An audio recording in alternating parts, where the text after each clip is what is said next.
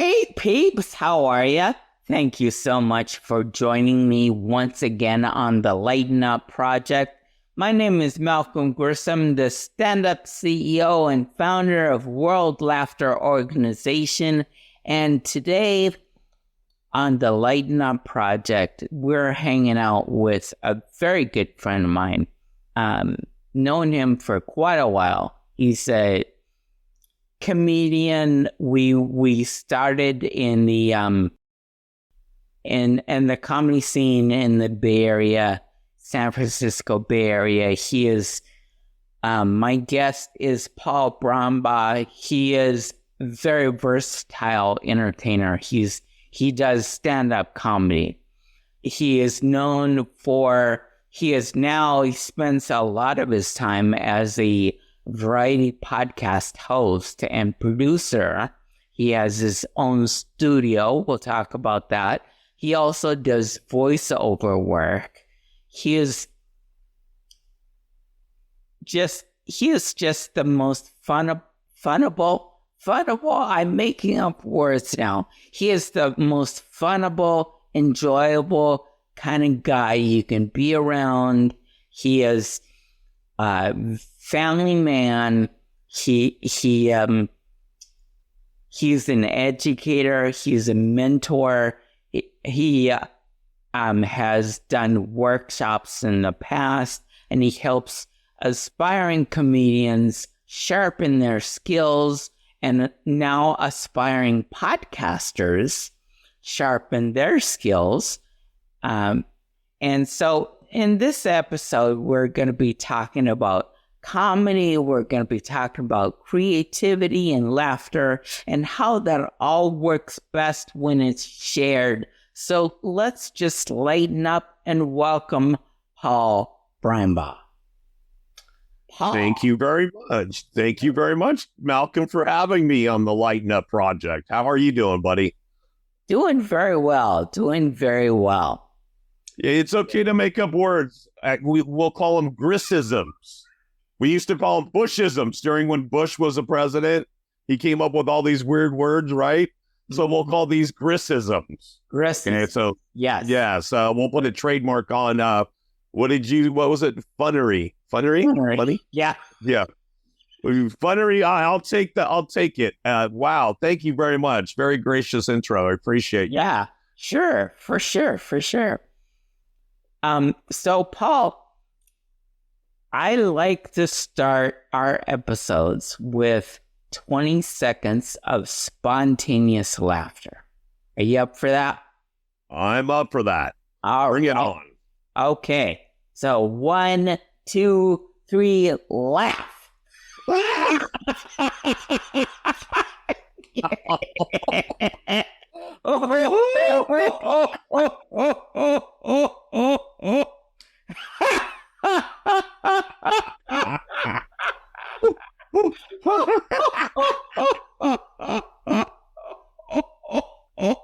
Oh my goodness.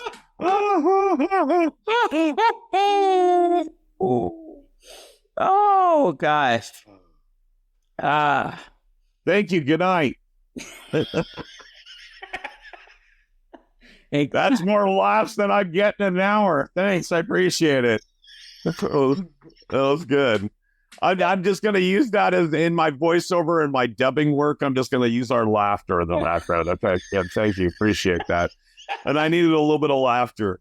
All right. Yeah. All right. Cool. How often? So I know let's start with this. What caused you to start this journey with humor? Well, I think it started as a defense mechanism, like it does for a lot of us as kids, as being younger. I won't say I was the loner or the outcast, but I was kind of the loner or the outcast. Especially like grade school, like anything that's like from kindergarten to like maybe 5th, 6th grade. I was always kind of the odd guy out. And so I used humor to bridge gaps between people that I had to deal with, either people making fun of me or to become part of a group or something. It was just a way for me to belong. A lot of the time, the humor was directed towards myself, self-deprecating humor, kind of like the Eminem school of humor. If I case worse on me, you can't get me worse than I can get me. And so some of that was that. I remember, it was a way of dealing with life, and it still is. It still is. I mean, every day, as a comedian, you have to know what's going on in the world, which in this country is some bad news. Whenever the news broadcaster says, "Hey, it's good evening," it's the 11 o'clock news. That's the end of my good evening usually, because it's always really lousy news on the news. But we have to ingest it because we have to know what's going on in the world. So there's so many times where you have to make fun of it, because if you didn't, you'd go and say, especially with stuff that's happening in our country with ICE and stuff like that. We won't get too political, but right now there's people losing their lives and people being extradited to other countries, and citizens not receiving due process. We're in a place where comedians or public speakers, or that's what you are if you don't get laughs, right? You're a public speaker. That's where it's not only our obligation, but it's our duty as not only citizens, but in this case, as a comedian, speaking truth to power. So even though I don't like that, I still have to. And so, yeah, I mean, you still have to ingest a little bit of that stuff. But it's hard to, you have to be able to shrug it off. You have to be able to not live in fear. Mm-hmm. You have to be positive. I'm a person that deals with depression, anxiety, and PTSD and OCD. It's like literally like, anyway. So when you're dealing with mental health issues, especially when you're, at least from my point of view, when I'm dealing with mental health issues and all these things are going on, humor is not only the best medicine, it's a necessity. It's the thing that gets you out of the dark. It's the lighten up project, if you will. Yeah. So what's something that you used to be afraid, or let's not use the word afraid, hesitant. What's something you used to be hesitant to laugh about that you're no longer hesitant? Definitely myself. I think humor in the beginning was a way for me to avoid the inside issues, my problems. Mm-hmm. I'm 58 now. I've had to deal with my problems if I've wanted to or not. If I was running from problems, if you could run from a problem, it's gonna get you. Sooner or later, you're gonna have to deal with reality. If you have issues, and you, like with mental health issues again, sometimes you can't deal with everything all at once. You compartmentalize things and you put them on a shelf. I can't deal with this grief today. I can only deal with this.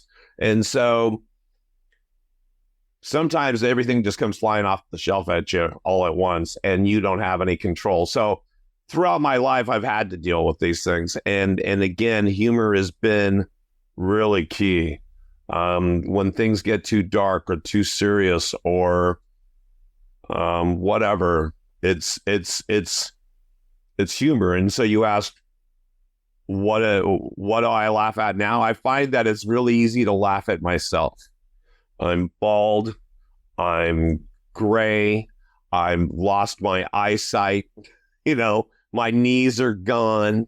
I one of the premises I work on in my stand-up is I'm the $6 million man, but in a bad way.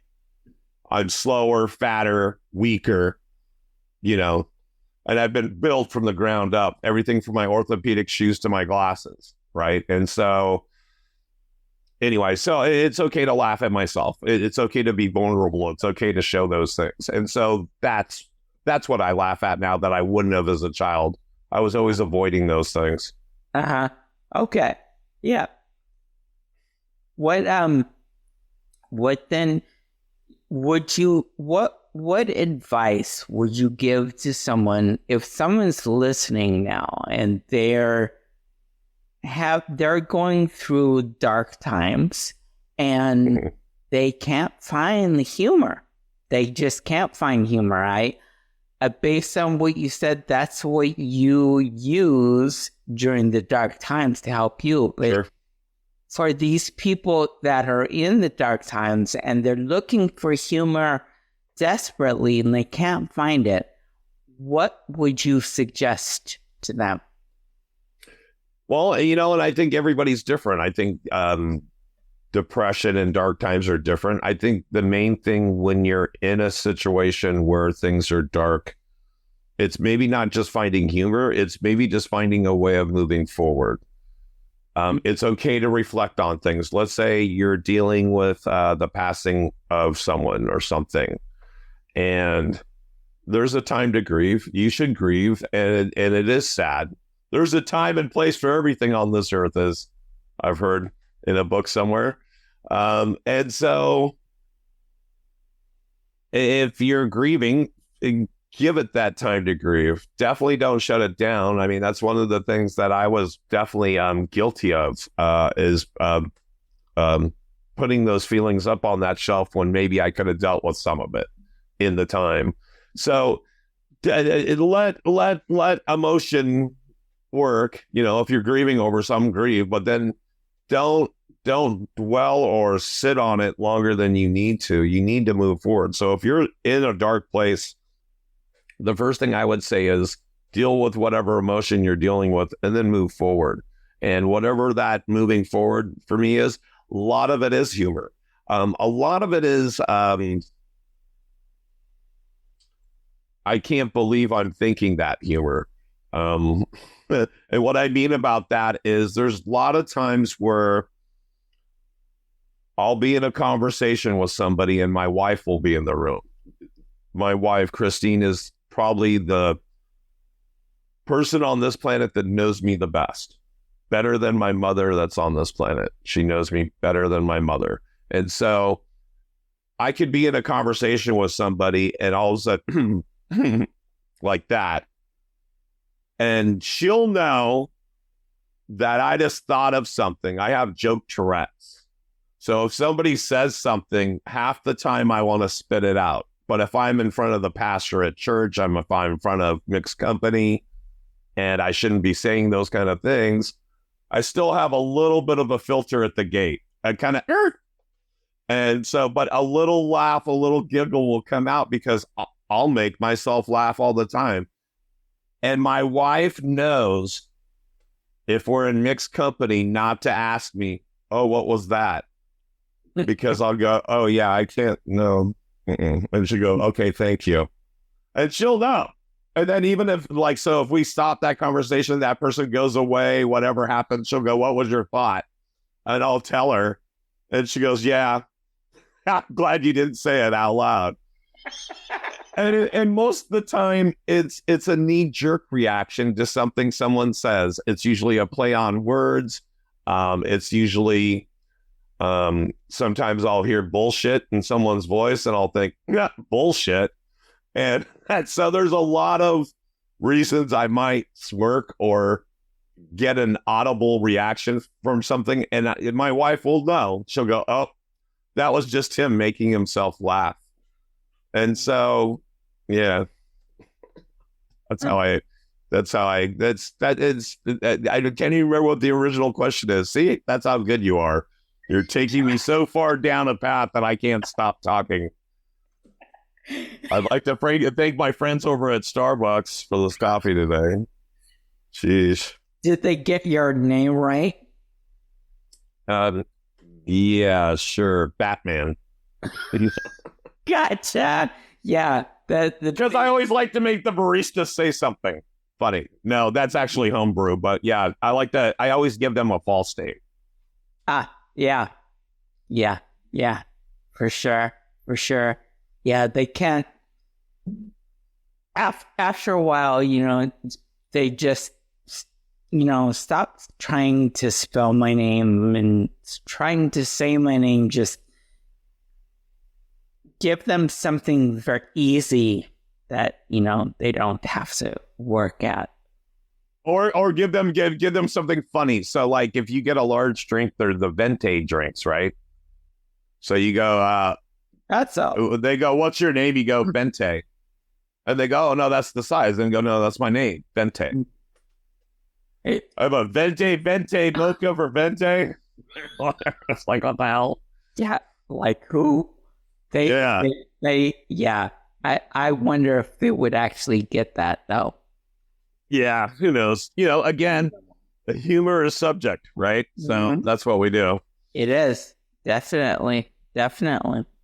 So, would you finish this sentence? Healing does not have to be heavy because there's more than one of us to lift it. All right, I like that. Healing doesn't have to be heavy because there's more than one of us to lift it. Yeah, when I think about this country and what's going on, it's gonna take this country to bring us back up, right? Right. It's gonna take a lot of us. It's gonna take all of us working together. Right. Yes. So I love it. That is very true. Very true.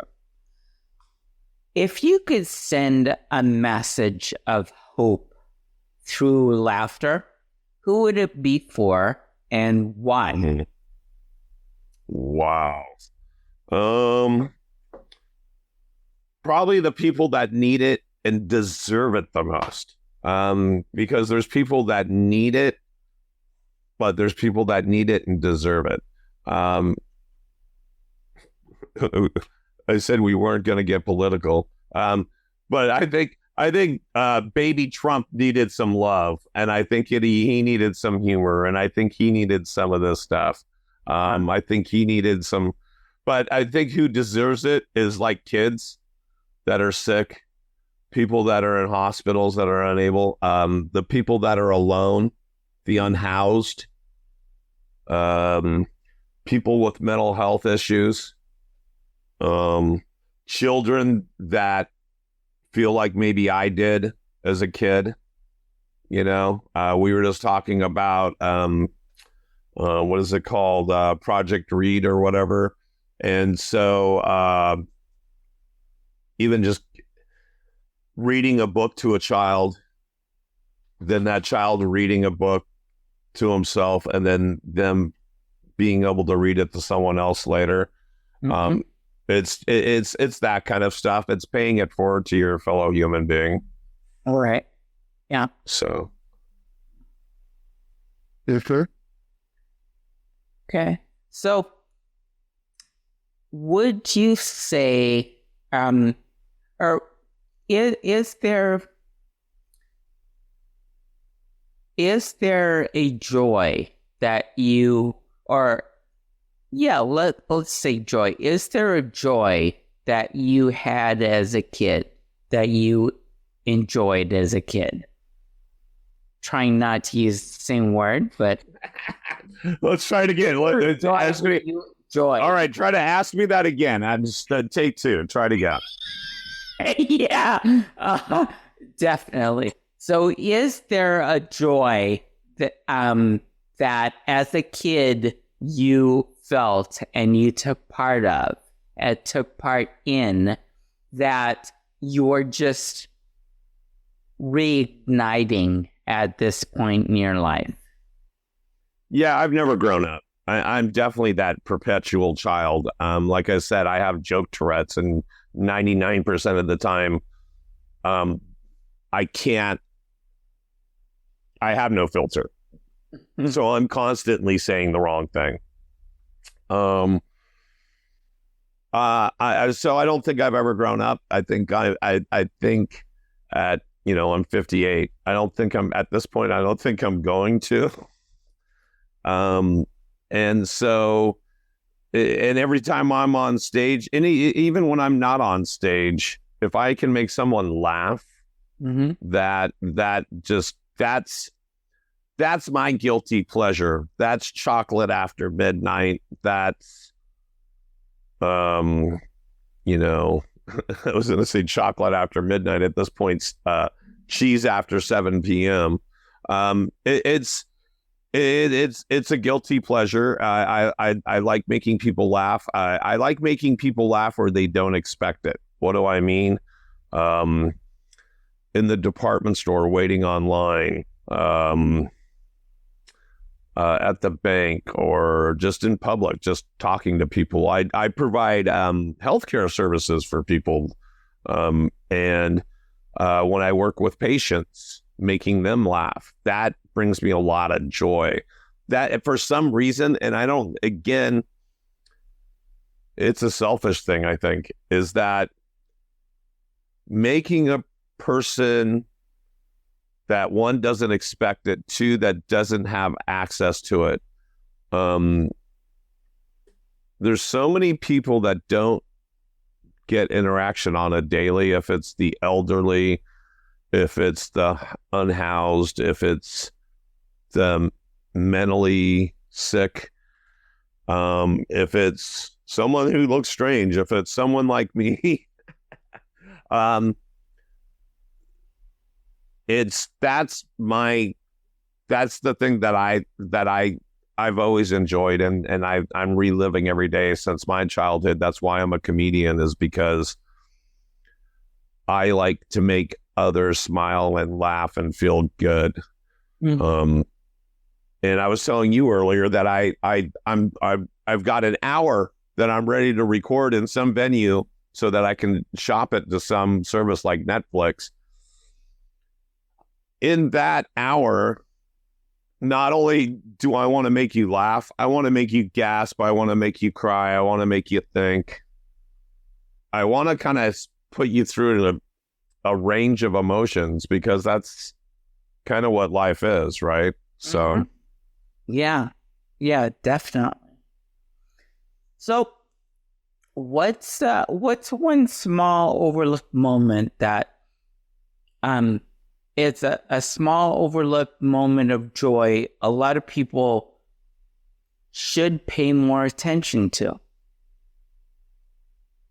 Small overlooked moment that people should pay attention to.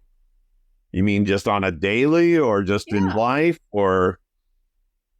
I think people need to really look at people and engage with people on a daily. I can't tell you, even, again, we were just talking about in normal everyday places in public. If you're going to Starbucks, or to go order food, or you're at the laundromat, or wherever you're at,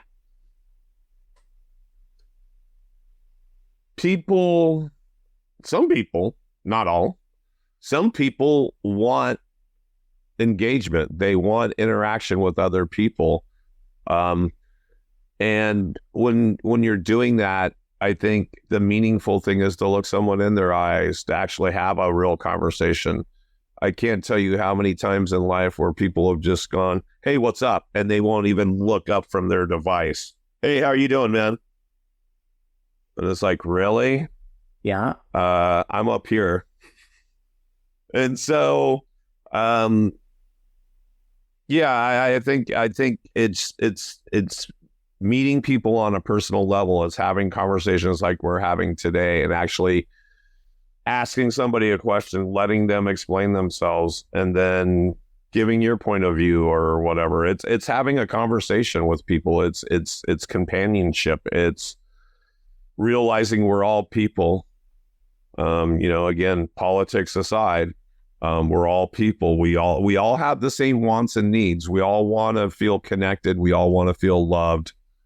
We all want to show love to others. Mm-hmm. You know, my dog's over here stiffing. He wants a dog bone. You know, so everybody has their wants and their needs. And so I think part of it is connection, is human connection. And so if there's someone that's listening today who really feels disconnected and invisible, what would you want them to hear? What would you want to say to them? Oh, engage. Push yourself out there. Like I said, I deal with depression, anxiety, PTSD, OCD. I get this thing where, so I used to love crowds. As a comedian, I absolutely love crowds, right? But now if I go somewhere like a park, like let's say like an amusement park, sometimes I get overwhelmed with what's going on around me. I get like sensory overload. Too many people, too much noise, too much shit going on. I just need, give me a moment. And I'm sorry, I'm trying to redirect. Your question was, what would you do? Tell people, push them to get out there, to put yourself in an uncomfortable situation. I hate to say it, but I get this thing, being depressed, that sometimes I don't want to leave my house, but I can't stay there. So I get this weird push me, pull me kind of feel. And it's like I'm almost not comfortable in my own skin. And so what do I do to get out of that? I break that cycle, even when it's really uncomfortable. And I'm really good at that. I paint myself into a corner all the time. I used to take gigs for comedy. They would go, hey, can you do 30 minutes? I'd be like, no problem. I had 10 minutes, you know? And so there was lots of times I pushed myself or painted myself into a corner, and it made me perform. It made me rise to a different level. And so I do that with my own psyche also. I play tricks on myself. It's kind of like setting your alarm clock ahead 15 minutes, which never works for me. But when I play tricks with my own psyche, like when I push myself into a situation where I'm uncomfortable, if I have a phobia, I've had a couple phobias where I've had to face them. And it's been a good reaction. I've had a good reaction to every time I've ever done it. Wow. It makes things a little bit easier to deal with. Cool. Very cool. Very cool. Well, Paul, for those people out there who want to get to know you better, know what you do, they want to find out more about your studio, which I said we were going to talk about your studio. Let's talk about your studio. So, I can't talk right now.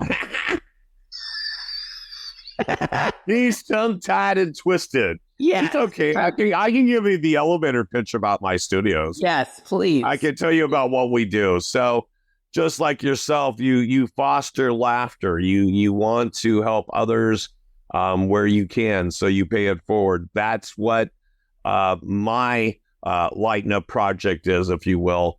It's Edge Studios Online. Edge Studios Online is not only a physical place at the corner of 7th and Market in San Francisco, where you can physically go and make your dreams a reality, but it's a virtual space. We can help you no matter where you are on this planet. If you have a mobile device, an iPad, a phone, a laptop, whatever it is, with a camera and a mic, you can produce your own show from anywhere. I don't care if you're in a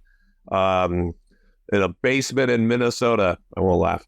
It doesn't matter where you're at. You could be, I have one producer that actually, he's the unhoused. He actually lives in his studio. He lives in his car.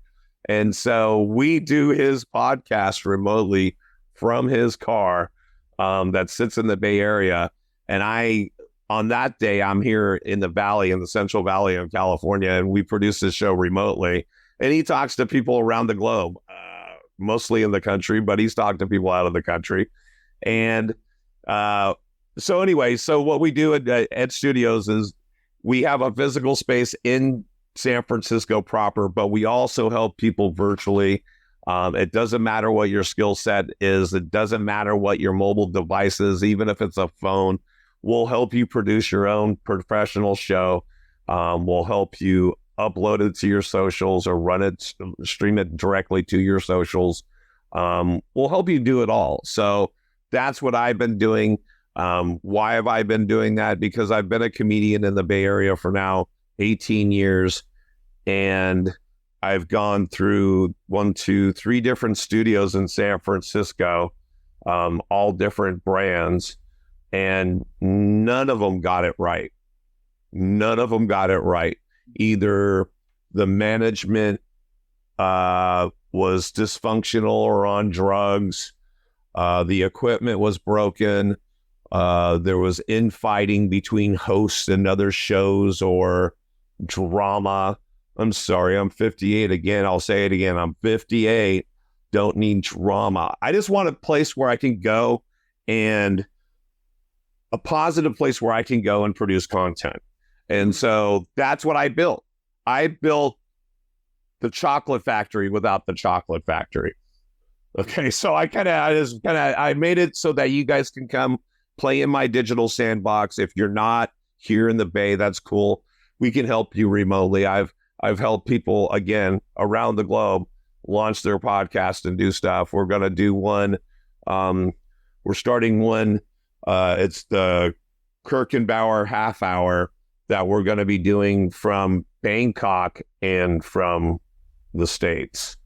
And that's with Bill Kirkenbauer. So we're constantly we're pushing the envelope. We're trying new ideas. Again, go back to our previous question. I'm painting myself into a corner. Why? Because this is how I learn things. This is how we do things. And so that's what Edge Studios is. If you guys would like more information about Edge Studios, please reach out to us at edgestudiosonline@gmail.com, or you can contact us at 650-503-3435 and let us know how we can help you. So thank you. Well, thank you very much. All right. So what's one thing that you would like listeners to remember even after the episode ends? Laugh. Laugh even if it's at yourself. Don't watch too much news. Even if it's part of your job. And if it's part of your job, like it is as me as a comedian, offset the amount of news that you watch on a daily with frivolous time. And it should be something that really releases endorphins. You could just swap news for another type of programming, but again, now you're still sitting in front of a TV, right? So I would say, if you're going to watch 15 minutes of news every day, you should watch 15 minutes of Looney Tunes cartoons. You can do that, right? But my real suggestion is do it in the real world. I have my dog here. Pet your dog for 15 minutes. Go take him to the park. Throw the tennis ball back and forth. Oh, he's looking at me. He knows when I said ball. He's like, ball, park, what? Huh? So, yeah, so, do that kind of thing. Call somebody. Actually have a conversation with people. When it's their birthday and you know them and they're your friends, do me a favor. Stop just posting on their wall. Pick up a phone. Call your friend and say, happy birthday. Malcolm, I haven't talked to you for years. I'm going to call you on your birthday if I knew when your birthday was. But that's what I'm saying. Do something that's in the real world that does that endorphin rush. That's what I suggest. After this podcast, that's what I want you guys to remember. Have fun. It's just a ride, as Bill Hicks would say. It's just a ride. So enjoy it. Well, thank you, Paul Brumbaugh. Wise words, lots of gems that you've shared with us today. Thank you very much for doing that. And audience, thank you very much for tuning in yet again. Please come back next Thursday. We are going to have yet another fascinating guest because, hey, they're all fascinating. I take care of my peeps. I do. Until next week, remember, every smile can open a door. Every laugh can open a heart. And every step can be your next victory. Like Paul said, just laugh, baby. All right. Thank y'all. Thank you, Malcolm. Stressed out, stuck, or leading on autopilot? It's not a motivational problem, it's a connection problem. My weekly virtual improv classes boost engagement, collaboration, and retention, all while having fun. Register now for a complimentary month.